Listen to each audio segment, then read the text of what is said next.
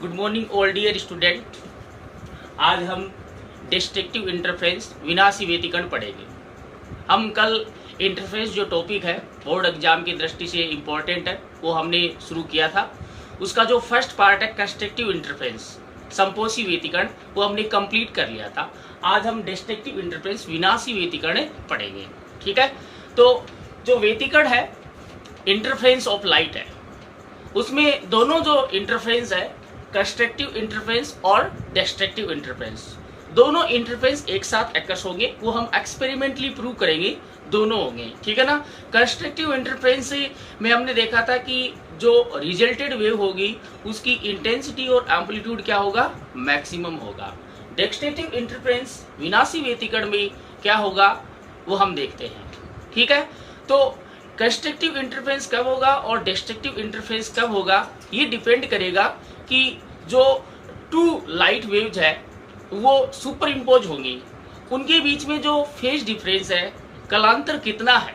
हमने कल देखा था कि अगर सुपर इम्पोजेज जो वेव्स है, जो अध्यारोपित प्रकाश तरंगे है, उनके मध्य कालांतर 0, 2 पाई, 4 पाई, 6 पाई ये हो तो संपोषी व्यतिकरण उत्पन्न होता है। और संपोषी व्यतिकरण में दो अध्यारोपित तरंगों के सरंग सरंग बोले तो क्रिस्ट क्रिस्ट और ट्रोट ट्रोट एक दूसरे पर अध्यारोपित होते हैं, जिससे रिजल्टेड वेव जो मिलेगी उसका जो आयाम और तीव्रता, जो एम्पलीट्यूड और इंटेंसिटी वो मैक्सिमम ऑब्टेन होगी। आज हम डिस्ट्रक्टिव इंटरफेरेंस से पढ़ लेते हैं।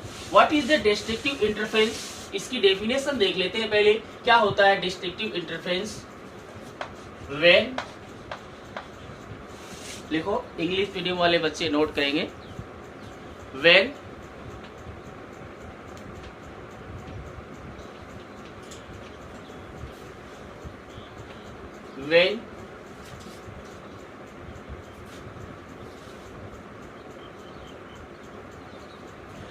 phase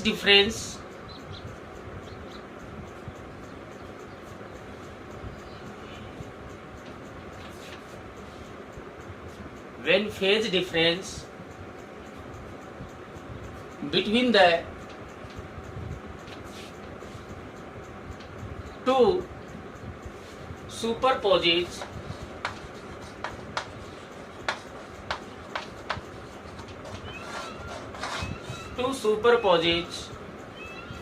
light waves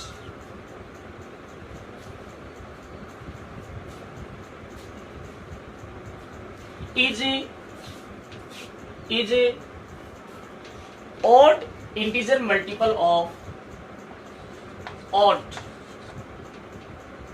integer multiple of integer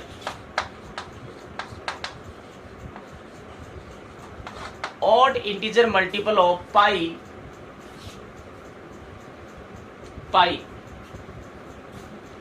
then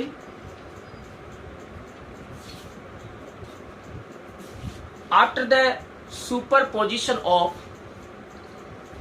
these light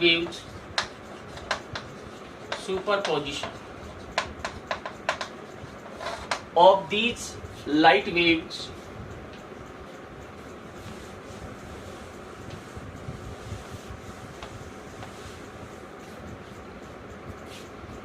obtained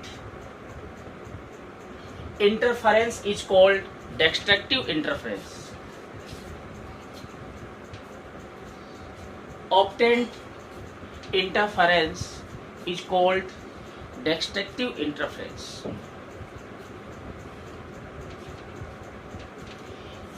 Hindi medium वाले बच्चे नोट करेंगे, जब अध्यारोपित प्रकाश तरंगों के मध्य कालांतर, अध्यारोपित प्रकाश तरंगों के मध्य कालांतर पाई का विषम गुणज हो, क्या हो, विषम गुणज हो, पाई का विषम गुणज हो तो उनके अध्यारोपण से प्राप्त व्यतिकरण,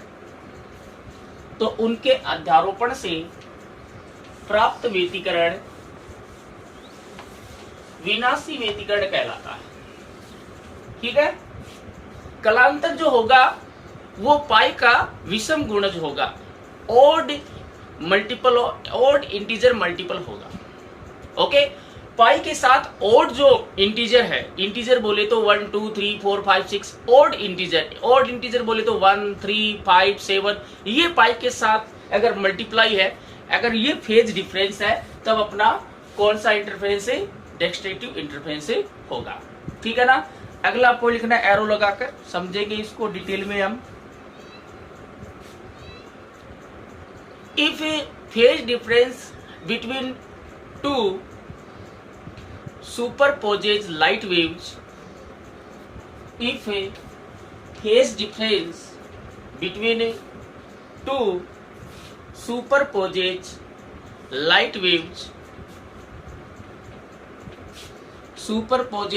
waves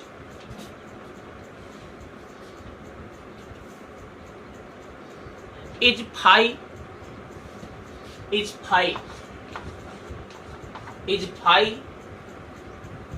then in case of destructive interference,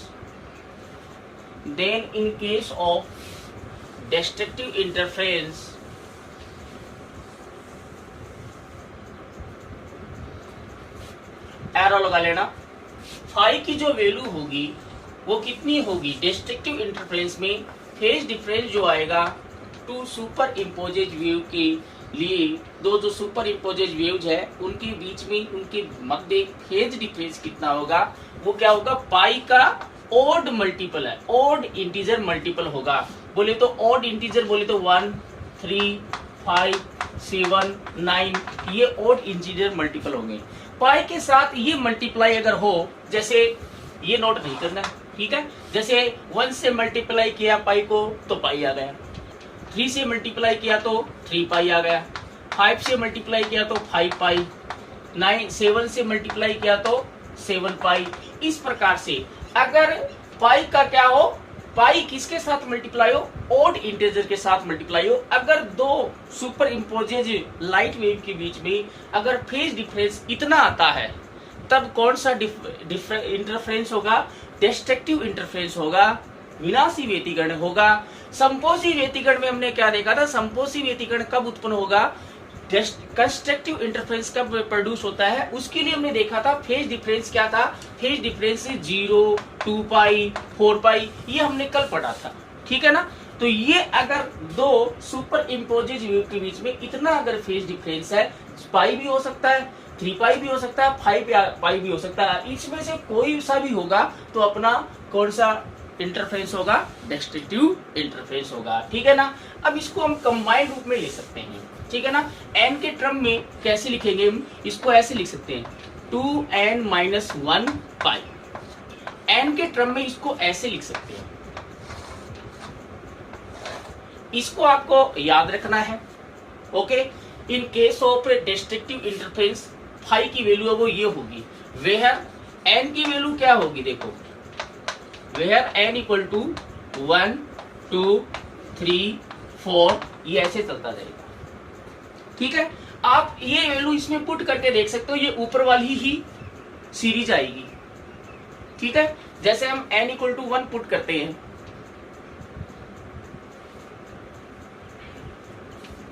okay, तो आपको ये n के टर्म में ये फॉर्मूला याद रखना। जैसे n इक्वल टू 1 पुट करते हैं, n की वैल्यू 1 पुट कर दी तो 1 आ गया, तो 2 - 1 हो गया तो पाई आ गया। अगर n की वैल्यू 2 पुट करते हैं तो 2 × 2 क्या हो गया, 4 4 - 1 3 पाई आ गया। n की वैल्यू अगर 3 पुट करते हैं तो 2 × 3 6 6 - 1 5 पाई। तो ये एक कंप्लीट क्या होगा, फेज डिफरेंस होगा। अब इसमें n की वैल्यू पुट करके ये सीरीज ऑब्टेन होगी, तो n के टर्म में, ठीक है ना, n के टर्म में आपको ये फेज डिफरेंस आएगा। और कंस्ट्रक्टिव इंटरफेरेंस के लिए क्या आया था, 2n पाई आया था, और इसमें क्या आता है 2n - 1 पाई आता है। ठीक है ना, ये आपको याद रखना है। ठीक है, ओके। अब हिंदी मीडियम वाले बच्चे लिखेंगे, यदि अध्यारोपित प्रकाश तरंगों के मध्य कलांतर फाई हो, यदि अध्यारोपित तरंगों के मध्य अध्यारोपित प्रकाश तरंगों के मध्य कलांतर फाई हो तो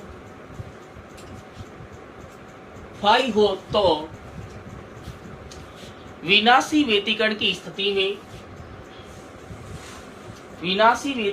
स्थिति में एरो लगा लेना। फाई की वैल्यू क्या होगी? पाई। हमने क्या माना है? विनाशी व्यतिकरण में ये माना है कि जो अध्यारोपित तरंगों के मध्य कलांतर है वो पाई का विषम गुणज होगा। पाई के साथ विषम संख्या गुणा होनी चाहिए, ठीक है ना। हमने समपोषी व्यतिकरण में देखा था पाई के साथ सम संख्या गुणा थी, 0 था, उसके बाद में पाई के साथ सम संख्या गुणा थी, 2 पाई था, 4 पाई था, 6 पाई था, 8 पाई। यहाँ पाई के साथ विषम संख्या गुणा में है। अगर पाई का विषम गुणज है कलांतर तो विनाशी व्यतिकरण उत्पन्न होगा। तो फाई की वैल्यू जो है वो पाई भी हो सकती है, 3 पाई भी हो सकती है, 5 पाई, 2 पाई के साथ, या 1 गुना या 3 गुना 5। तो ये अगर दो अध्यारोपित तरंगों के मध्य कलांतर इतना आता है, इसमें से कोई सा भी अगर आता है तो विनाशी व्यतिकरण उत्पन्न होगा। इसको हम कंबाइन रूप में ये लिख सकते हैं इन टर्म्स ऑफ एन। जैसे हमने समपोषी व्यतिकरण में एन के पदों में इसको लिखा था, वो 2n पाई आया था और इसमें 2n - 1 पाई आएगा। एन की वैल्यू वहां 0 से शुरू थी क्योंकि वहां 0 भी आ रहा था, यहाँ पर एन की वैल्यू 1 से शुरू करनी है। तो इसको आप नोट कर लोगे, हिंदी में वाले स्टूडेंट नोट कर लेना। ओके, अब एरो लगाकर अगला पॉइंट लिखो। इंग्लिश मीडियम वाले बच्चे लिखेंगे, in case of destructive interference,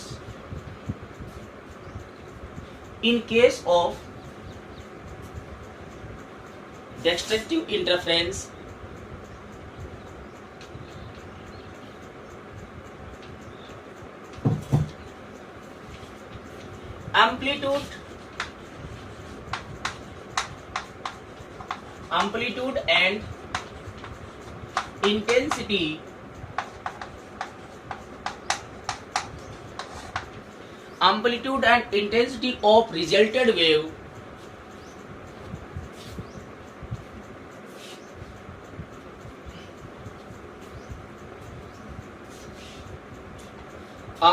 and intensity of resulted wave are obtained minimum। इस केस में एम्पलीट्यूड और इंटेंसिटी मिनिमम होगा। कंस्ट्रक्टिव केस में हमने एम्पलीट्यूड और इंटेंसिटी क्या था? मैक्सिमम था, ठीक है। ओके, एम्पलीट्यूड मैक्सिमम होता है इसलिए इंटेंसिटी भी क्या हो जाती है? मैक्सिमम हो जाती है। व्हाई? बिकॉज इंटेंसिटी जो होती है, intensity is directly proportional to the square of amplitude. Amplitude के स्क्वायर के डायरेक्टली प्रोपोर्शनल होती है। तो एम्पलीट्यूड अगर इंक्रीज होता है, मैक्सिमम होता है, तो इंटेंसिटी भी क्या होगी? मैक्सिमम होगा। और लाइट की इंटेंसिटी का मतलब क्या होता है? उसकी चमक है, उसकी तीव्रता, ठीक है ना। लाइट कितनी चमक का, जो इंसिडेंट जो लाइट है उनकी अलग अलग इंटेंसिटी होगी। जैसे ये बल्ब है, इसकी इंटेंसिटी अलग है, इसकी इंटेंसिटी अलग है। जैसे हम 0 वाट का बल्ब लगाते हैं तो उसकी इंटेंसिटी कम है, कम लाइट आती है। अगर हम 100 वाट का लगा देते हैं तो उससे इंटेंसिटी ज्यादा आती है, ज्यादा चमक का लाइट प्रोड्यूस होती है। और अगर हम 200 वाट के लगा देते हैं तो ज्यादा इंटेंसिटी आप समझ में आ गए होगा कि लाइट की जो चमक है, ठीक है ना, वही क्या उसकी इंटेंसिटी है। लाइट है वो कितनी इंटेंसिटी का है, ठीक है। तो इंटेंसिटी वो एम्पलीट्यूड के स्क्वायर के डायरेक्टली प्रोपोर्शनल होता है। मतलब एम्पलीट्यूड अगर मैक्सिमम हो तो इंटेंसिटी भी क्या होगी? मैक्सिमम होगी, ठीक है। कंस्ट्रक्टिव इंटरफेरेंस में रिजल्टेड जो वेव होगी उसकी इंटेंसिटी मैक्सिमम आएगी। बोले तो इंटेंसिटी मैक्सिमम मतलब ज्यादा हमें लाइट के, जो ज्यादा लाइट का हमें क्या मिलेगा? पैटर्न मिलेगा, ठीक है ना। लेकिन डिस्ट्रक्टिव इंटरफेरेंस में हमें मिनिमम इंटेंसिटी का, बोले तो वहां पर जो लाइट है वो गायब हो जाती है। इंटेंसिटी मिनिमम बोले तो लाइट गायब होगी। एक लाइट इधर से आई, एक लाइट इधर से आई, आप फील करो, इधर से लाइट आई, इधर से लाइट आई, दोनों मिलेंगी तो इंटेंसिटी इंक्रीज होनी चाहिए ना, होनी चाहिए कि नहीं होनी चाहिए। बट वो कंस्ट्रक्टिव इंटरफेरेंस में होगा। यहाँ पर डिस्ट्रक्टिव इंटरफेरेंस में क्या होगा? जब भी डिस्ट्रक्टिव इंटरफेरेंस होगा तो ये लाइट आई, ये लाइट आई, दोनों लाइट आपस में मिलेगी तो वहां पर लाइट की इंटेंसिटी कम हो गई। बोले तो वहां अंधेरा हो गया, मतलब 2 लाइट मिलने से अंधेरा हो गया। तो 2 लाइट मिलने से अंधेरा हो सकता है क्या? हो सकता है। वो कौन सी कंडीशन में? डिस्ट्रक्टिव इंटरफेरेंस में होगा। बोर्ड एग्जाम में क्वेश्चन आया हुआ है कि जब प्रकाश से प्रकाश मिलता है, वेन two light rays या two light waves are meet to each other, then total darkness is occurs. Okay, that is based on which phenomena? ये किस सिद्धांत पर है, ये किस घटना पर आधारित होता है? जब प्रकाश से प्रकाश मिलता है तो अंधेरा छा जाता है, तो हम फील करते हैं कि जब प्रकाश से प्रकाश मिलता है तो अंधेरा थोड़ी जाता है, अभी और ज्यादा मतलब क्या हो जाता है, इंटेंसिटी बढ़ जाती है, चमक और ज्यादा होनी चाहिए। बट जो इंटरफेरेंस है उसकी कंडीशन है डिस्ट्रक्टिव इंटरफेरेंस। इस कंडीशन में अगर डिस्ट्रक्टिव इंटरफेरेंस होता है तो इंटेंसिटी क्या हो जाती है, कम हो जाती है, और जीरो भी हो सकती है। वो जीरो कब होगी, जीरो इंटेंसिटी बोले तो किसी भी लाइट सोर्स से जीरो इंटेंसिटी का प्रकाश आ रहा है तो मतलब लाइट है ही नहीं, इंटेंसिटी जीरो, इसका मतलब लाइट नहीं है। लाइट नहीं है तो मतलब अंधेरा है। जैसे रात के समय हम कहेंगे कि अगर अंधेरा है तो हम कहेंगे इंटेंसिटी क्या है, जीरो है, इंटेंसिटी क्या है, जीरो। तो ये डिस्ट्रक्टिव जो इंटरफेरेंस है, इस केस में जो लाइट की इंटेंसिटी है वो मिनिमम हो जाती है। क्यों हो जाती है वो हम देखेंगे, क्योंकि एम्पलीट्यूड क्या हो जाता है, मिनिमम हो जाता है, और एम्पलीट्यूड मिनिमम होने से इंटेंसिटी भी क्या हो जाती है, मिनिमम हो जाती है। एम्पलीट्यूड मिनिमम कब होता है, कैसे होगा वो हम देखेंगे, ठीक है ना। तो हिंदी मीडियम वाले बच्चे लिखेंगे एरो लगाकर, विनाशी व्यतिकरण की स्थिति में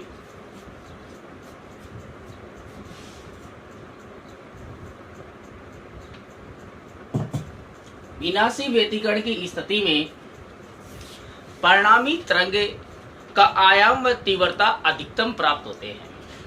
परिणामी तरंग का आयाम व तीव्रता न्यूनतम प्राप्त होते हैं, सॉरी अधिकतम नहीं, न्यूनतम प्राप्त होते हैं। अधिकतम तो समपोषी व्यतिकरण में प्राप्त होता है, ठीक है ना। परिणामी तरंग के आयाम व तीव्रता न्यूनतम प्राप्त होते हैं, और अधिकतम कौन से में प्राप्त होंगे, समपोषी व्यतिकरण में, इसमें न्यूनतम प्राप्त होंगे, ठीक है ना। ओके, अगला पॉइंट लिखना एरो लगाकर। इंग्लिश मीडियम वाले बच्चे लिखेंगे इन case of destructive interference, in case of destructive interference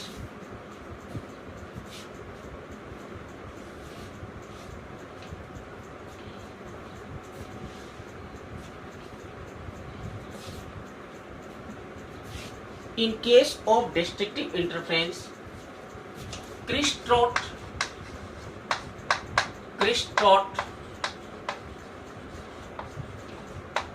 and Trot-Christ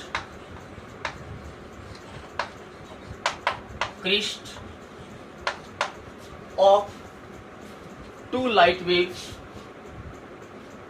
Christ-Trot and Trot-Christ of two light waves are superimposed on each other, are superimposed on each other. Christ-Trot and Trot-Christ of two light waves are superimposed on each other.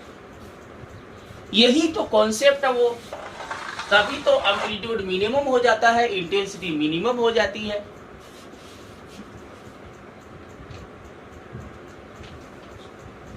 Okay, हमने constructive interference में पढ़ा था। Constructive interference में क्या होता है, Christ पर super impose हो रहा था और ट्रोट पर सुपर इम्पोज हो रहा था। बट इस कंडीशन में एक वेव का क्रिस्ट दूसरे वेव के ट्रोट पर सुपर इम्पोज होगा, ठीक है ना, जिससे एम्पलीट्यूड क्या हो जाएगा, मिनिमम हो जाएगा, और एम्पलीट्यूड मिनिमम होने से इंटेंसिटी भी क्या हो जाएगी, मिनिमम में हो जाएगी, ठीक है ना। हिंदी मीडियम वाले बच्चे लिखेंगे विनाशी व्यतिकरण की स्थिति में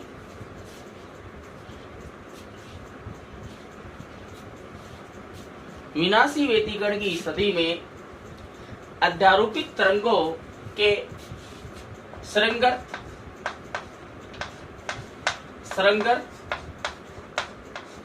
तथा गर्त सरंग एक दूसरे पर अध्यारोपित होते हैं, एक दूसरे पर अध्यारोपित होते हैं, ठीक है। समपोषी व्यतिकरण में हमने देखा था एक प्रकाश तरंग का जो सरंग है वो दूसरे प्रकाश तरंग के सरंग पर अध्यारोपित हो रहा था, और गर्त वो गर्त पर अध्यारोपित हो रहा था। बट विनाशी व्यतिकरण में क्या होता है कि एक तरंग का सरंग दूसरे तरंग के गर्त पर अध्यारोपित होता है। कैसे होता है इसको हम अब इस पूरे को हम डायग्राम से समझेंगे। ये हमने जो पूरा लिखा है इसको आप डायग्राम से अच्छे से क्लियर कर लोगे, कैसे एम्पलीट्यूड आपका डिक्रीज होता है और एम्पलीट्यूड डिक्रीज होने से according to this relation amplitude अगर मिनिमम हो जाता है तो इंटेंसिटी भी क्या हो जाती है, मिनिमम में हो जाती है। ओके, तो इसका हम डायग्राम बना लेते हैं।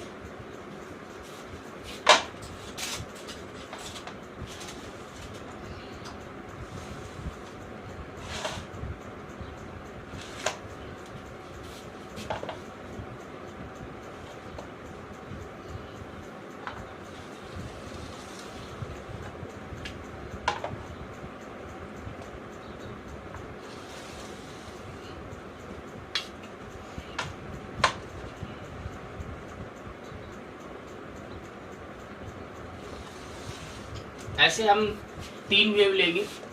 ये हमारे पास फर्स्ट सुपर इम्पोज वेव है, ये सेकंड है। 2 वेव्स को सुपर इम्पोज कराना है, 2 वेव्स को मिलाना है, और ये तीसरी वाली जो वेव होगी वो अपनी रिजल्टेड वेव होगी।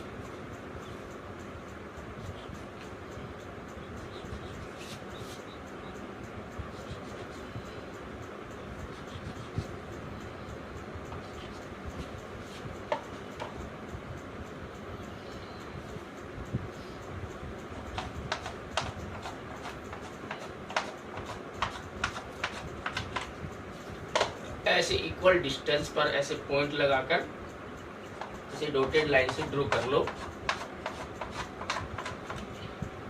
आपका जो डायग्राम है वो एकदम अच्छे से बनेगा और अच्छे से समझ में आएगा ये।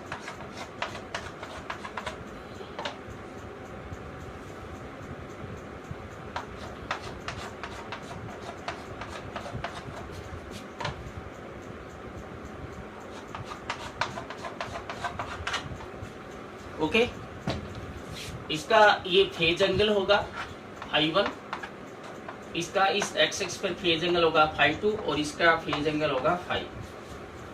ठीक है, अभी देख लो इधर, उसके बाद में बना लेना डायग्राम। ठीक है, जैसे हमारे पास ये 2 वेव होगी, एक तो ये लाइट वेव है, एक ये दोनों सुपर इम्पोज होंगी। ठीक है ना। इंटरफेरेंस जो पैटर्न है मैंने इंटरफेरेंस में कल आपको पढ़ाया था। ठीक है ना। इंटरफेरेंस में मैंने ये बताया था इंटरफेरेंस कब प्रोड्यूस होता है, जब 2 लाइट वेव जो है वो एक दूसरे पर सुपर इम्पोज होती है। ये 2 लाइट वेव जो वेव है वो एक दूसरे के साथ मिलेंगी, मिलने से क्या प्रोड्यूस होता है, इंटरफेरेंस होता है। वो कैसे मिलती है, ठीक है ना, उनका जो बीच में जो फेज डिफरेंस क्या होगा उसके अकॉर्डिंग हमें पता चलेगा कि कंस्ट्रक्टिव इंटरफेरेंस कब होगा और डिस्ट्रक्टिव इंटरफेरेंस कब होगा। ये हमारे पास लाइट वेव है और वेव को हम ऐसे शो करते हैं, वेव ऐसे शो की जाती है, वेव ऐसे होती है। ओके, ये वेव हो गई। वेव का ये जो होता है, जो बच्चे अभी जुड़े हुए हैं उनको बता देता हूं दोबारा। ये जो है वेव जो है वो क्रिस्ट और ट्रोट के रूप में चलती है। ये जो है ये उभार है, ये जो उठा हुआ भाग है इसको हम क्रिस्ट बोलते हैं। ये क्या होता है, ट्रोट होता है। तो पहले क्रिस्ट आएगा फिर trough, crest trough, alternating order में क्रिस्ट और ट्रोट के रूप में वेव आगे बढ़ती है। ठीक है ना। दूसरी वेव ये लेनी है, दूसरी वेव ये है। ठीक है, अब यहाँ पर हमें डिस्ट्रक्टिव इंटरफेरेंस लेना है। विनाशी व्यतिकरण की स्थिति, ये स्ट्रिंग होता है, ये गर्त होता है। ठीक है, विनाशी व्यतिकरण की स्थिति लेनी है तो देखो ये 0, यहाँ पर क्या होगा पाई, यहाँ होगा 2 पाई, यहाँ होगा 3 पाई, यहाँ होगा 4 पाई, यहाँ होगा 5 पाई। ठीक है, अगेन यहाँ 0, ये पाई, ये 2 पाई, ये 3 पाई, ये 4 पाई, ये 5 पाई, ये 0, ये पाई, ये 2 पाई, ये 3 पाई, ये 4 पाई, ये 5 पाई। ठीक है, अब देखिए मैंने कहा फेज डिफरेंस हमें कैसे मेजर करना है। इनिशियल पॉइंट देखो, पहले हमें कोई भी वेव हो उसका क्रिस्ट, हम नॉर्मली क्या मानते हैं कि कोई भी वेव जो होती है उसका पहले क्रिस्ट बनता है, उसके बाद में ट्रोट बनता है। तो पहले क्रिस्ट है फिर ट्रोट है। ऐसे वेव नहीं बनेगी कि पहले क्या बन गया, ऐसे पहले ट्रोट नहीं, पहले क्रिस्ट बनेगा। ठीक है ना, ये that is wrong. Okay okay. अब देखिए हमें पता है कि ये जो वेव है वो कहां से शुरू हो रही है, जीरो से शुरू हो रही है। तो इसका जो फेज एंगल होगा, इसका फेज एंगल है जो इनिशियल जो फेज एंगल है वो कहां से शुरू हुई है, जीरो से। तो इसके लिए जो φ1 है वो क्या होगा, जीरो होगा, जो कहां से शुरू हो रही है, जीरो से शुरू हो रही है। ठीक है ना। अब हमें डिस्ट्रक्टिव इंटरफेरेंस तभी प्रोड्यूस होगा जब इस और इस वेव के बीच में फेज डिफरेंस कितना होगा, पाई होगा या 3 पाई होगा या 5 पाई होगा या 7 पाई। इसका मतलब है इन दोनों वेव्स के बीच में फेज डिफरेंस पाई लेना है या 3 पाई लेना है या 5 पाई लेना है या 7 पाई लेना है। तो दूसरी जो वेव्स है वो कहां से शुरू होगी, जीरो से नहीं। जीरो से अगर शुरू हो जाएगी तो जीरो, इसका भी φ1 जीरो आ जाएगा और φ2 भी क्या आ जाएगा, जीरो आ जाएगा। तो φ बराबर फेज डिफरेंस जो होगा वो होगा φ2 माइनस φ1। तो जीरो माइनस जीरो क्या आ गया, जीरो आ गया। वो हमने कल केस देखा था कंस्ट्रक्टिव इंटरफेरेंस में जो फेज डिफरेंस है वो जीरो हो सकता है, 2 पाई हो सकता है, 4 पाई हो सकता है। उस कंडीशन में इसका क्रिस्ट इसके क्रिस्ट पर ट्रोट पर सुपर इम्पोज होता है। बट इस केस में फेज डिफरेंस जो है, कलांतर जो है वो कितना लेना है, पाई लेना है या 3 पाई लेना है, 5 पाई लेना है, पाई लेना है। तो इसका मतलब दूसरी वेव कहां से शुरू होगी, पाई से शुरू होगी। पाई से शुरू कर देते हैं हम दूसरी वेव को, इस 2 पाई को इधर लिख लेते हैं।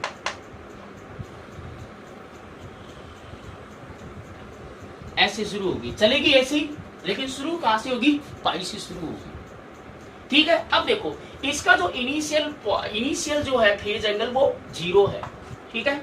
इसका इनिशियल जो क्या है फेज एंगल है वो कितना है, कहां से शुरू हो रही है, पाई से शुरू हो रही है। तो φ2 क्या आ गया, φ2 जो आ गया वो आ गया पाई आ गया, क्या आ गया, पाई। तो फेज डिफरेंस निकालेंगे वो आएगा φ2 माइनस φ, दोनों के फेज एंगल में डिफरेंस लेना है। What is the phase difference, phase difference is the difference between the phase angle of two waves. तो ये आ जाएगा पाई, ये आ गया जीरो, कितना आया फेज डिफरेंस है, पाई आ गया। इसका मतलब इस दोनों वेव, अगर ये दोनों वेव ऐसे सुपरइम्पोज होती है तो इनके बीच में फेज डिफरेंस कितना है, पाई है, कितना है, पाई है। और अगर फेज डिफरेंस अगर पाई है तो यहां से आप देख सकते हो अगर फेज डिफरेंस पाई है तो देखो ये इस पर सुपर इम्पोज होगा, ये इस पर सुपर इम्पोज, इन दोनों को मिलाना है। तो इसका क्या है, ये इसका क्या है, ये ट्रोट है, और ये इस दूसरी वाले वेव का क्या है, क्रिस्ट है। तो इसका ट्रोट इसके क्रिस्ट पर सुपर इम्पोज होगा, इसका जो क्रिस्ट है वो इसके ट्रोट पर सुपर इम्पोज होगा। ठीक है ना। इसमें रिवर्स है, कंस्ट्रक्टिव इंटरफेरेंस में एक का क्रिस्ट दूसरे के क्रिस्ट पर, ट्रोट पर, एक का श्रिंग दूसरे के श्रिंग पर और एक का गर्त दूसरे के गर्त पर। यहाँ पर क्या हो रहा है, एक तरंग का जो गर्त है वो दूसरे के श्रिंग पर सुपर इम्पोज हो रहा है। ओके। तो ये इस पर अगर सुपर इम्पोज होगा तो आप देखो जैसे मान लो ये मिट्टी का ढेर है, ठीक है, और ये क्या है, एक गड्ढा है। ये दोनों एक दूसरे पर सुपर इम्पोज हो गए तो ये गड्ढा भर देगा कि नहीं भर देगा, अरे भर देगा ना। यहाँ पर देखो इसका मैं एम्पलीट्यूड मान लेता हूँ A1 है, क्या है, A1। ये मैक्सिमम जो डिस्प्लेसमेंट होता है वो इसका एम्पलीट्यूड होता है, आयाम होता है। इसका जो एम्पलीट्यूड है वो हम मान लेते हैं A2 है, क्या है, A2 है। अगर हम ये मान ले कि A1 is nearly equal to A2 है, दोनों का इंटरफेरेंस में मैंने ये बताया था कि दोनों वेव्स का एम्पलीट्यूड है वो हमें इक्वल या नियरली इक्वल लेना है। अगर इक्वल होगा तो हमें पता है कि इक्वल का मतलब ये है, जैसे मान लो ये है एक वेव का, ये क्या हो गया, क्रिस्ट हो गया, इसका जो एम्पलीट्यूड है वो A1 है। हाँ, कंस्ट्रक्टिव इंटरफेरेंस में एम्पलीट्यूड इक्वल हो या नहीं हो उससे कोई मतलब नहीं, लेकिन डिस्ट्रक्टिव इंटरफेरेंस में इंटरफेरेंस पैटर्न को हमें प्योर ऑब्टेन करना है कि जो अपनी इंटरफेरेंस जो फ्रिंजेज ऑब्टेन होंगी, जो हमें डार्क और ब्राइट जो हमें बैंड्स ऑब्टेन होंगी वो हमें क्लियरली सीन हो। इसके लिए हमें एम्पलीट्यूड इक्वल लेना पड़ता है या नियरली इक्वल लेना पड़ता है। अगर इक्वल नहीं है, मान लो दूसरी वेव ये आ गई, ये दूसरी वेव का क्या है, ये इसका ये क्रिस्ट हो गया और दूसरी वेव का क्या है, ये ट्रोट, और ये इस पर सुपर इम्पोज हो रहा है, ये A2 है। तो यहाँ पर A1 नॉट इक्वल टू क्या है, A2 है, बराबर नहीं है, नहीं है ना। तो देखिए ये इस पर सुपर इम्पोज होगा तो इतना जो पार्ट है वो तो इसको भर देगा, ये इतना पार्ट तो इसको भर देगा, इसका ये पार्ट बच जाएगा ना। तो रिजल्टेड वेव ऐसी मिलेगी हमें, मिलेगी नहीं मिलेगी। तो रिजल्टेड वेव का एम्पलीट्यूड जीरो नहीं हुआ, और एम्पलीट्यूड जीरो नहीं हुआ, रिजल्टेड वेव का एम्पलीट्यूड कुछ मिला है तो इंटेंसिटी भी कुछ मिलेगी।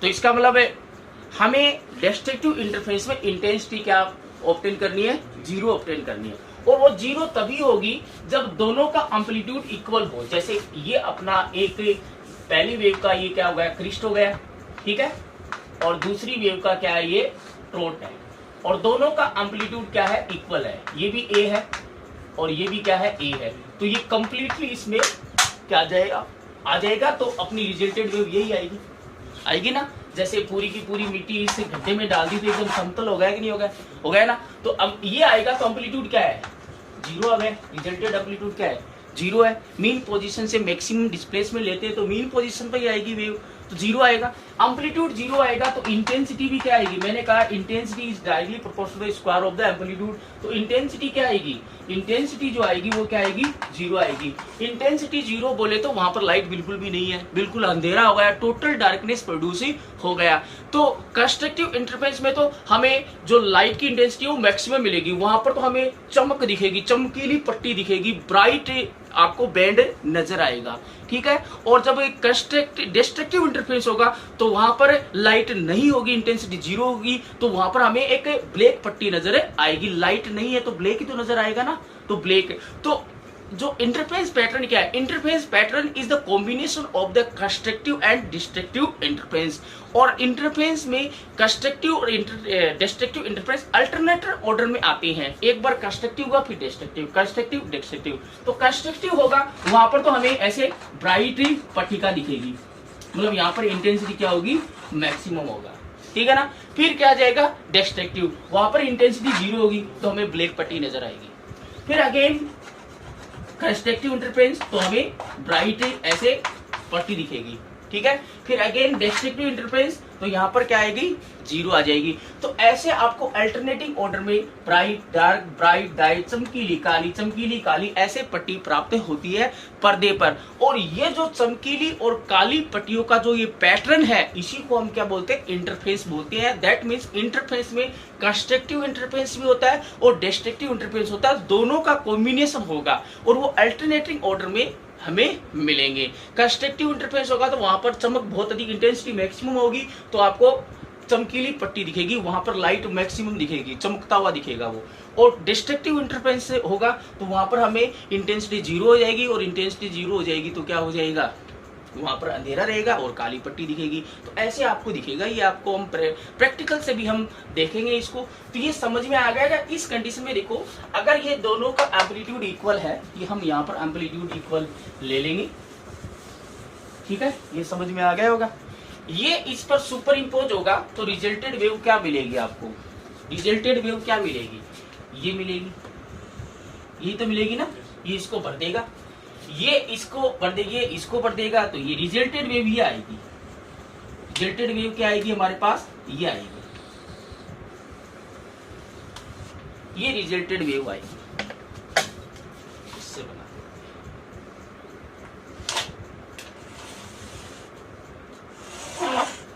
ये हमारे पास रिजल्टेड वेव ये आएगी। इसका जो एम्पलीट्यूड होगा वो क्या आएगा, इसका एम्पलीट्यूड जीरो होगा, इसलिए इंटेंसिटी भी क्या मिलेगी, हमें जीरो मिलेगी, ठीक है। इंटेंसिटी जीरो मिलेगी तो वहां पर टोटल डार्कनेस अकर होगा। ओके, तो देखो ये लाइट है, ये लाइट है, दो लाइट मिल रही है और इंटेंसिटी क्या होगी, जीरो। ये तो मैजिक हो गया।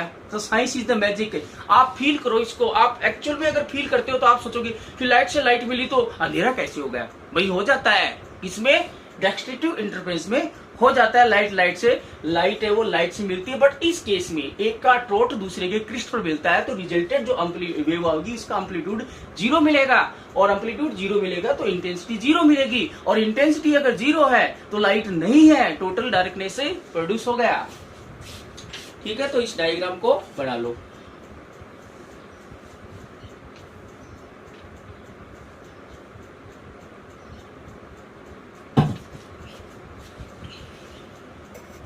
देखो बच्चों, ये समझ में आ गया होगा अच्छे से।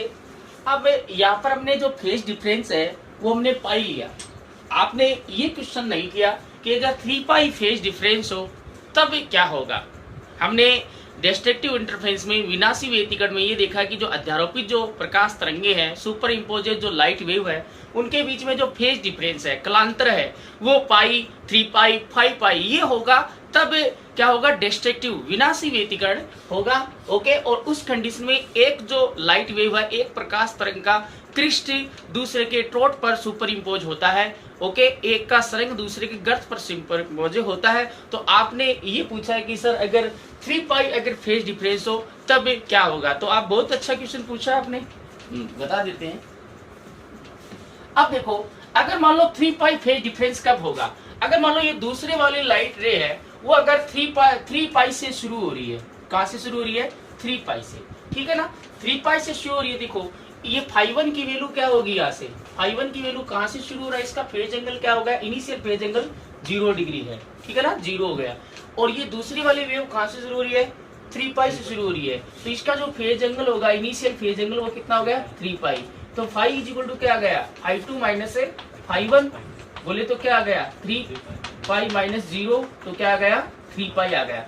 अगर इस कंडीशन में अगर ऐसे सुपर इम्पोज हो रही है तो यहाँ पर जो फेज डिफरेंस है वो 3 पाई है। और इस कंडीशन में भी आप देखो, अगर 3 पाई फेज डिफरेंस है, उस कंडीशन में भी इसका जो ट्रोट है वो इसकी क्रिस्ट पर, इसका क्रिस्ट है वो इसके ट्रोट पर ही सुपर इम्पोज होगा। तो कहने का मतलब ये है कि अगर दोनों सुपर इम्पोज, दोनों अध्यारोपित प्रकाश तरंगों के मध्य कलांतर अगर फाई हो, 3 पाई हो या 5 पाई हो, तो उस कंडीशन में आपका क्या होगा, एक जो वेव है, एक जो तरंग है, उसका क्रिस्ट, इसका सरंग दूसरे वेव के ट्रोट पर सुपर इम्पोज होगा। ठीक है ना, समझ में आ गया। ओके, तो ये आपका विनाशी डिस्ट्रक्टिव इंटरफेस होगा, ये अच्छे से समझ में आ गया होगा। नहीं आया तो हम इसको मैथमेटिकली भी हम इसको डिस्क्राइब करेंगे, कंस्ट्रक्टिव और डिस्ट्रक्टिव इंटरफेस। अभी तो शुरुआत है, ये बहुत लंबा टॉपिक है और यही बात हम पढ़ते जाएंगे लास्ट तक के। इसका एक्सपेरिमेंट होगा, उसमें भी हम कंस्ट्रक्टिव डिस्ट्रक्टिव जो संपोषी विनाशी व्यतिकरण देखेंगे, इसका मैथमेटिकल एनालिसिस करेंगे। वहां पर भी मैथमेटिकली भी हम देखेंगे कि भी इंटेंसिटी मैक्सिमम आ जाती है, एम्पलीट्यूड मैक्सिमम हो जाता है, तो पूरा ये हम आगे तक पढ़ेंगे। ठीक है ना। ओके, अब जो नेक्स्ट जो है वो हम पढ़ेंगे coherent and incoherent light sources. Heading डाल लेना, coherent and incoherent light sources.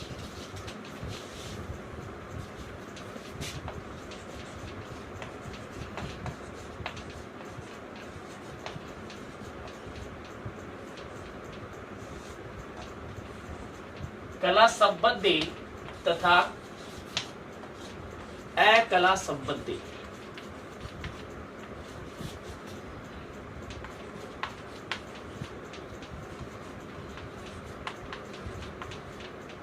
प्रकाश स्रोत।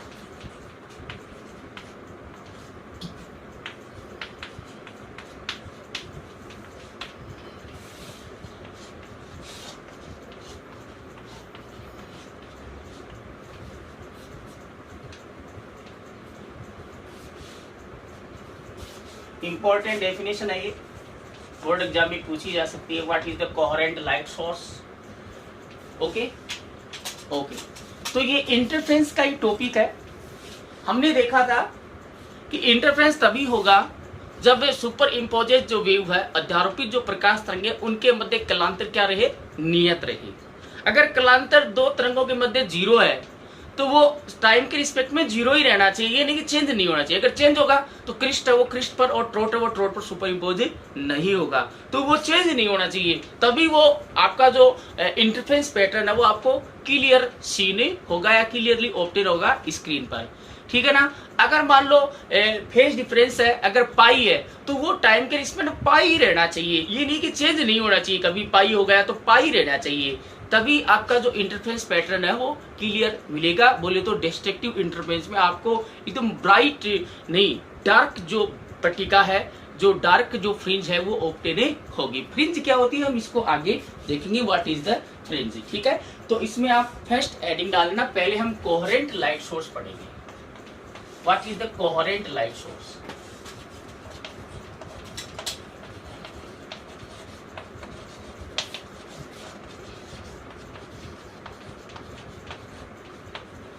Coherent light sources. कला संबंधी प्रकाश स्रोत।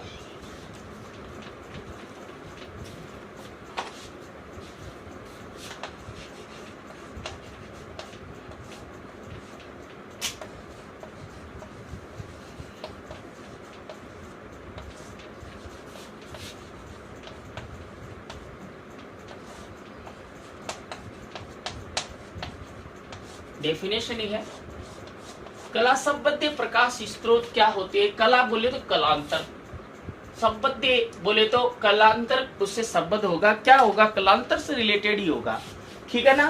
तो इंग्लिश मीडियम वाले बच्चे लिखेंगे those sources of light,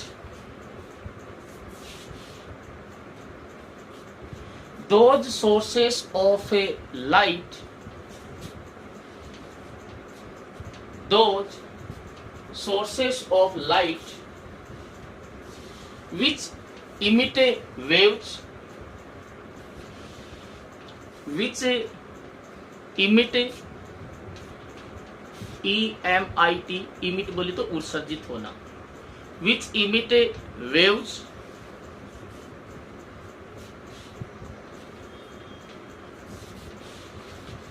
that have same frequency,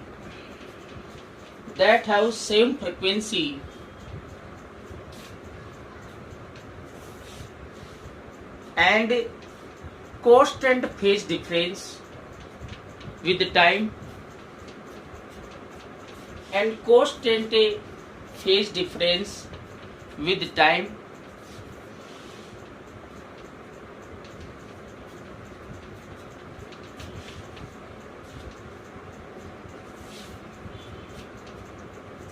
comma are called coherent light sources.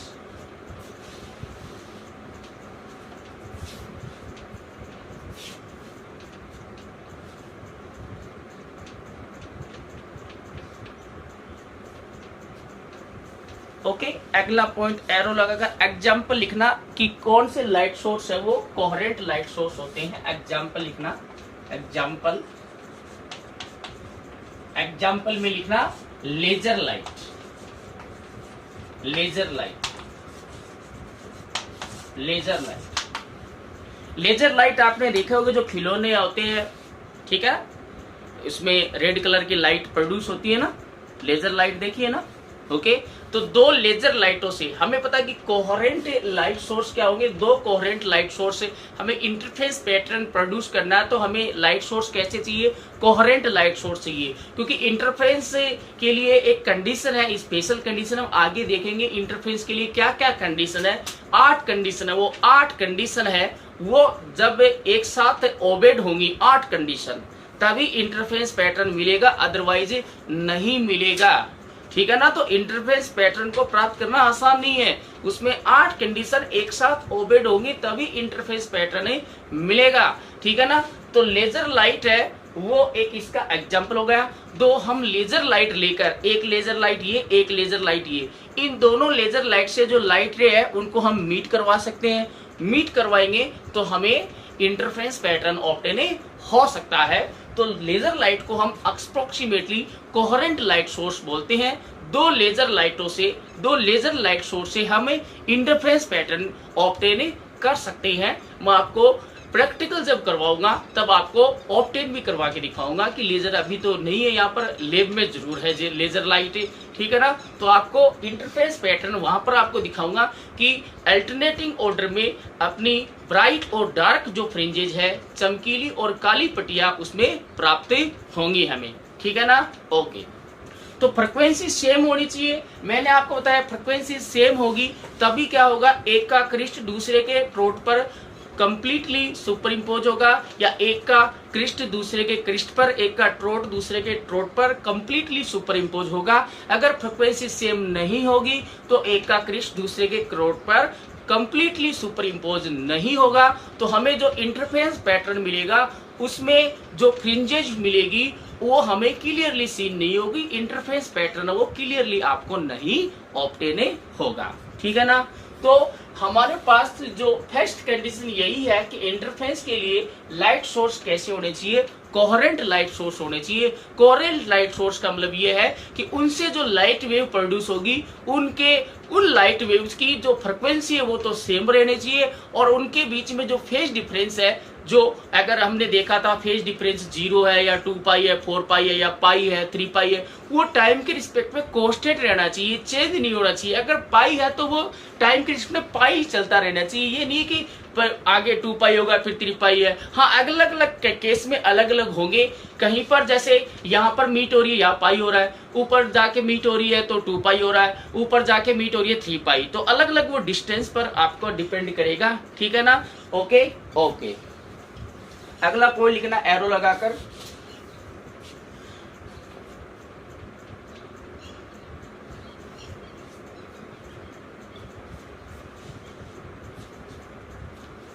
देखो, coherent light sources are obtain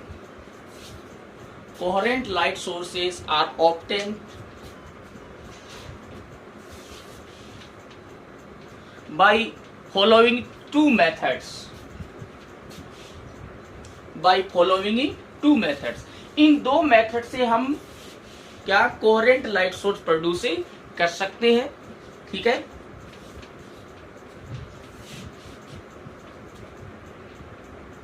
first लिखना 1 नंबर में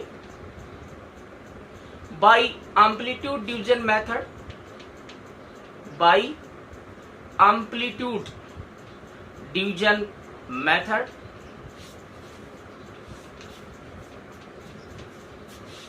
by amplitude division method. Second लिखना by wave front division method. By wave front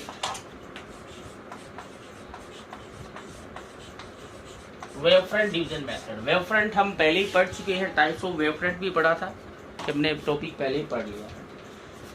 bye wave front division method कहने का मतलब ये है कि हम दो लाइट सोर्स से, दो अलग अलग लाइट सोर्स से कोहेरेंट मतलब लाइट है, या हम कोहेरेंट लाइट सोर्स प्रोड्यूस नहीं कर सकते। हम एक लाइट सोर्स से, ओनली वन लाइट सोर्स, एक लाइट सोर्स से दो कोहेरेंट लाइट सोर्स ऑब्टेन करेंगे।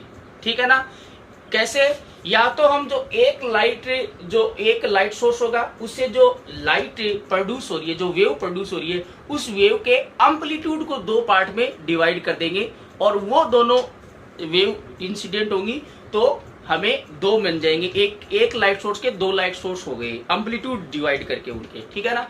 दूसरा जो मेथड है वो एक लाइट सोर्स है, उससे वेव फ्रंट जो प्रोड्यूस होगा उस वेव फ्रंट को हम 2 पार्ट में डिवाइड कर लेंगे, तो वो जो होगा वो मेथड होगा वो क्या होगा? Bye wave front division method होगा। उसमें क्या होगा? एक वेव फ्रंट को हम दो वेव फ्रंट में डिवाइड करेंगे, और वो वेव फ्रंट आपस में सुपर इम्पोज होंगे और हमें इंटरफेस पैटर्न मिलेगा। तो हम एम्पलीट्यूड डिवीजन मेथड तो नहीं, लेकिन हम आगे यंग डबल स्लिट एक्सपेरिमेंट पढ़ेंगे, और यंग डबल स्लिट एक्सपेरिमेंट जो है उसमें हमें इंटरफेस पैटर्न ही ऑब्टेन करना है। किस प्रकार से कंस्ट्रक्टिव इंटरफेरेंस होगा, किस प्रकार से डिस्ट्रक्टिव इंटरफेरेंस प्रोड्यूस होगा, वहां पर हम वेव फ्रंट डिवीजन मेथड से ही एक लाइट सोर्स लेंगे, उस एक लाइट सोर्स के जो वेव फ्रंट प्रोड्यूस होगा उस वेव फ्रंट को हम 2 पार्ट में डिवाइड करेंगे, और फिर वो जो 2 पार्ट होंगे वो दो क्या होंगे? 2 कोहेरेंट लाइट सोर्स होंगे। ठीक है ना? तो हम आगे देखेंगे इसको। ठीक है, ओके। हिंदी मीडियम वाले बच्चे लिखेंगे वे प्रकाश स्रोत जिनसे उत्सर्जित प्रकाश तरंगों के मध्य, वे प्रकाश स्रोत जिनसे उत्सर्जित तरंगों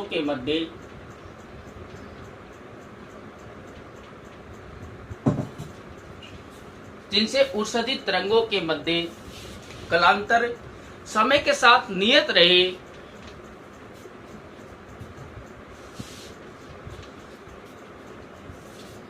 जिनसे उत्सर्जित तरंगों के मध्य कलांतर समय के साथ नियत रहे। कलांतर नियत रहना चाहिए। जैसे संपोषी के लिए हमने देखा था 0, 2 पाई, 4 पाई, वो नियत रहना चाहिए। विनाशी स्थिति में पाई, 3 पाई, 5 पाई, वो नियत रहना चाहिए, समय के साथ चेंज नहीं होना चाहिए, नहीं तो इंटरफेरेंस पैटर्न ऑब्टेन नहीं होगा, व्यतिकरण प्रारूप प्राप्त नहीं होगा। उत्सर्जित तरंगों के मध्य कालांतर समय के साथ नियत रहे तथा जिनकी आवृत्ति समान हो, मतलब दोनों जो प्रकाश स्रोत है उनसे जो तरंगें उत्पन्न होंगी उनकी आवृत्ति समान होनी चाहिए। आवृत्ति समान होगी तभी एक तरंग का क्रिस्ट दूसरे के क्रिस्ट से या एक का क्रिस्ट दूसरे के ट्रोट पर कंप्लीटली टोटली सुपर इम्पोज होगा, अदरवाइज नहीं होगा। ठीक है ना? ओके। तथा उनकी आवृत्तियां समान हो तो ऐसे प्रकाश स्रोत कलासंबद्ध प्रकाश स्रोत कहलाते हैं। ऐसे प्रकाश स्रोत क्या कहलाते हैं? कलासंबद्ध प्रकाश स्रोत कहलाते हैं। ठीक है? तो व्यतिकरण प्रारूप प्राप्त करने के लिए हमारे पास कैसे प्रकाश स्रोत होने चाहिए? कलासंबद्ध प्रकाश स्रोत होने चाहिए, नहीं तो व्यतिकरण प्रारूप इंटरफेरेंस पैटर्न ऑब्टेन नहीं होगा। ठीक है ना? इसका उदाहरण लिखना, इसका एग्जाम्पल है लेजर लाइट, लेजर स्रोत या लेजर प्रकाश, लेजर प्रकाश।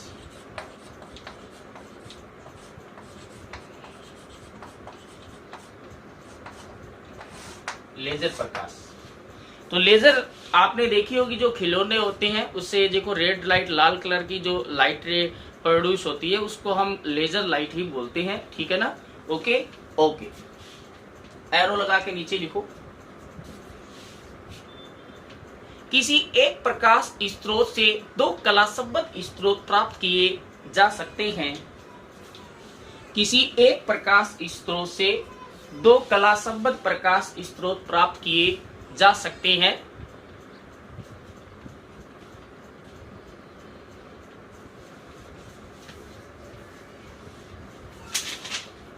जिसकी निम्नलिखित दो विधियां हैं।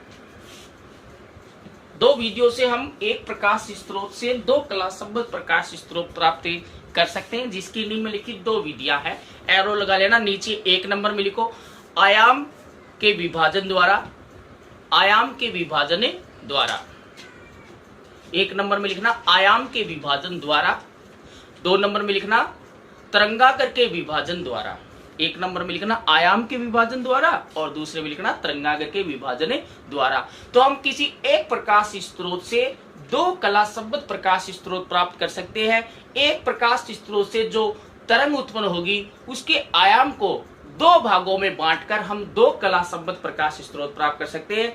दूसरी विधि में हम क्या करते हैं, एक प्रकाश स्रोत से जो तरंगागर उत्पन्न होगा उस तरंगागर को हम दो भागों में बांटकर दो कलासंबद्ध प्रकाश स्रोत प्राप्त कर सकते हैं। आयाम के विभाजन द्वारा हम नहीं पढ़ेंगे, लेकिन तरंगागर के विभाजन द्वारा हम एक प्रकाश स्रोत से दो कलासंबद्ध प्रकाश स्रोत कैसे प्राप्त करते हैं वो हम यंग के डबल स्लिट जो एक्सपेरिमेंट होगा, यंग का द्विझिरी, यंग का द्विस्लिट जो प्रयोग है उस प्रयोग में हमें व्यतिकरण प्रारूपी प्राप्त करना है और उसमें हम एक प्रकाश स्रोत लेकर तरंगाकर के विभाजन द्वारा दो कलासंबद्ध प्रकाश स्रोतों को प्राप्त करेंगे और उन दो कलासंबद्ध प्रकाश स्रोतों से उत्सर्जित तरंगों के अध्यारोपण से हमें व्यतिकरण प्रारूप प्राप्त होगा।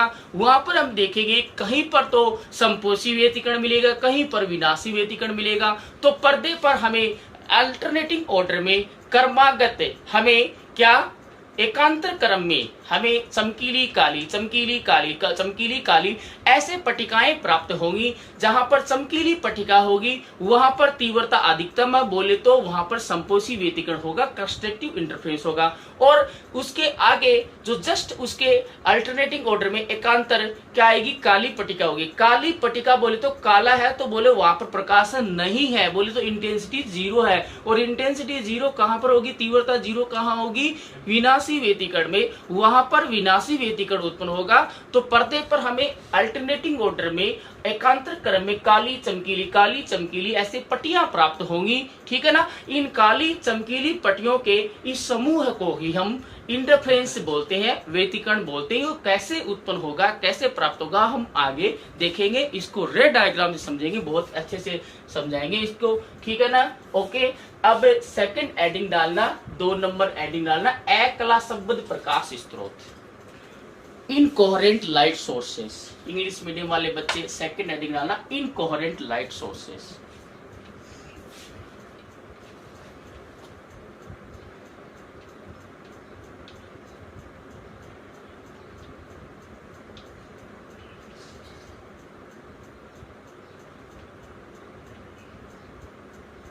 ओके, लिखो those sources of light, those sources of light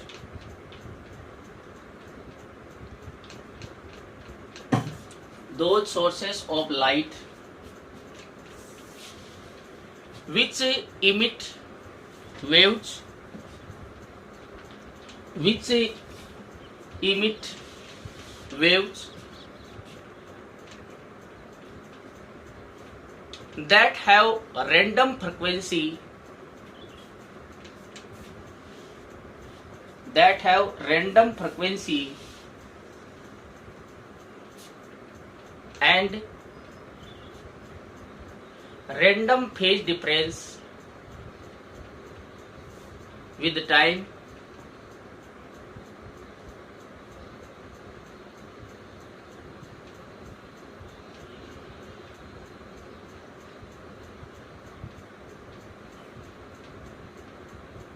with time, comma, are called incoherent light sources। कहने का मतलब ऐसे जो लाइट सोर्स होगी, इनसे जो लाइट वेव्स प्रोड्यूस होगी, ठीक है ना, उनकी फ्रिक्वेंसी भी सेम नहीं होगी और क्या उनके बीच में जो फेज डिफरेंस है वो भी कांस्टेंट नहीं रहेगा।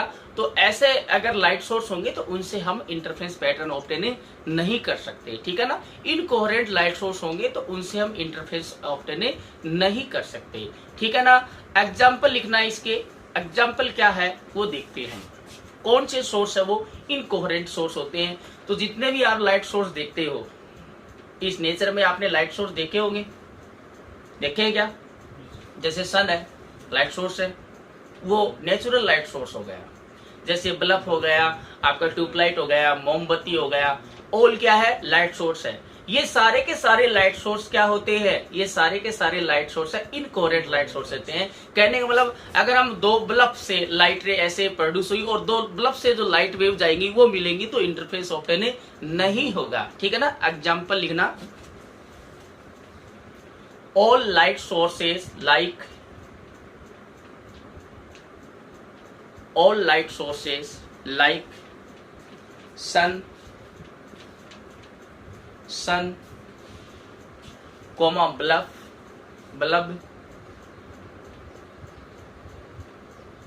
comma candle,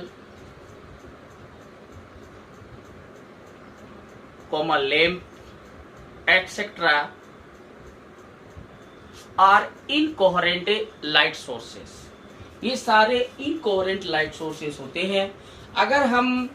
अगर इंटरफेरेंस पैटर्न में अगर हमें इंटरफेरेंस पैटर्न ऑब्टेन करना है, हमें व्यतिकरण प्रारूप प्राप्त करना है और हमने कोहेरेंट लाइट सोर्स न लेकर इनकोहेरेंट लाइट सोर्स ले लिए, बोले तो हमने दो बल्ब ले लिए, एक बल्ब ये आ रहा है, इससे एक बल्ब ये है, एक ये, दो है, इससे लाइट रे आ रही है, इससे आ रही है, वो मिल रही है, कहीं ना कहीं मिल रही है ना। क्या इंटरफेरेंस पैटर्न हमें सीन हो रहा है? नहीं हो रहा। क्या हमें कहीं पर इस दीवार पर कहीं पर हमें ऐसे चमकीली और काली पट्टिका, ब्राइट और डार्क ऐसे बैंड ऑब्टेन हो रहे हैं? नहीं हो रहे, बिकॉज दीज आर, ये जो इनसे जो लाइट आएंगी ये दोनों क्या इनकोहेरेंट है। और इनकोहेरेंट लाइट सोर्स से जो लाइट जो वेव जो मीट होंगी उससे हमें इंटरफेरेंस पैटर्न नहीं ऑब्टेन होगा। क्यों ऑब्टेन नहीं होगा वो हम देखेंगे। यहाँ से देखो दोनों से हुई तो हमें यहाँ पर सभी जगह देखो इंटेंसिटी मैक्सिमम ही नजर आ रही है, तीव्रता अधिकतम नजर आ रही है, मतलब प्रकाश ही प्रकाश दिख रहा है, लाइट लाइट दिख रही है। कहीं पर डार्क थोड़ी हो गया, कहीं पर हमें काली ये थोड़ी कि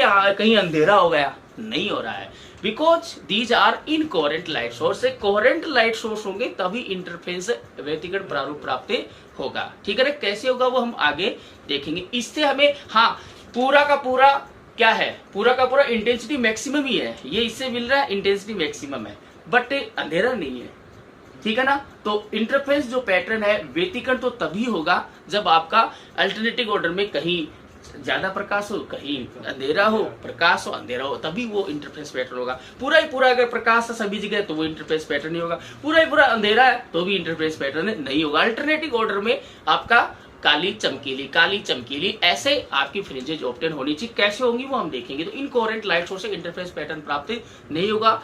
हिंदी मीडियम वाले बच्चे एडिंग डालना, सेकेंड अकला शब्द प्रकाश स्त्रोत, अकला शब्द प्रकाश स्त्रोत लिखो। वे प्रकाश स्त्रोत वे प्रकाश स्रोत जिनसे उत्सर्जित तरंगों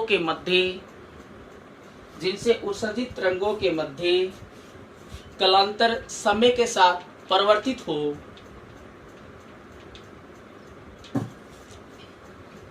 कालांतर क्या हो, समय के साथ परिवर्तित हो तथा उनकी आवृत्तियां असमान हो, उनकी आवृत्तियां क्या हो, असमान हो, तो ऐसे प्रकाश स्रोत अकलासंबद्ध प्रकाश स्रोत कहलाते हैं।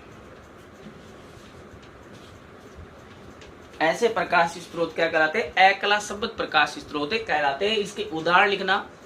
जो भी आप प्रकृति में जो भी प्रकाश स्रोत देखते हो, जैसे सूर्य है वो प्रकाश का सबसे बड़ा स्रोत होता है। ओके, और भी आप कृत्रिम प्रकाश स्रोत भी देखते हो, जैसे बल्ब हो गया, चिमनी हो गई, मोमबत्ती हो गई, लैंप हो गया, ये भी प्रकाश स्रोत है। जैसे दिया सलाई, माचिस की तीली है, वो भी क्या है, लाइट है, जिससे भी आप लाइट प्रोड्यूस करते हो। टॉर्च है, तो वो सारे क्या लाइट सोर्स है। ये जितने भी नेचर में आप लाइट सोर्स देख रहे हैं, सारे के सारे अकलासंबद्ध प्रकाश स्रोत होते हैं। इसका मतलब इन प्रकाश स्रोतों से हम व्यतिकरण प्रारूप प्राप्त नहीं कर सकते, ठीक है ना। तो एग्जाम्पल, उदाहरण लिखना।